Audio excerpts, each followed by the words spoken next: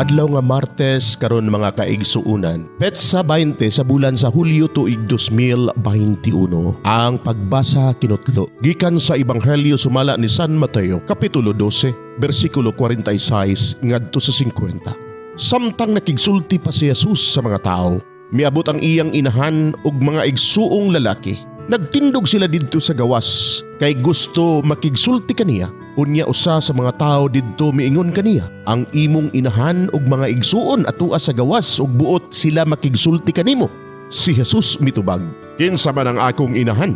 Kinsa man ang akong igsuon? Unya gitudlo niya ang iyang mga tinun-an ug miingon, tan-awa, mao kini sila ang akong inahan ug ang akong mga igsuon. Kay ang akong inahan ug mga igsuon mao kadtong nagbuhat sa kabubuton sa akong amahan nga atua sa langit. Mga igsuon, ang Ebanghelyo sa Ginoo. Daygon ikaw, O Kristo.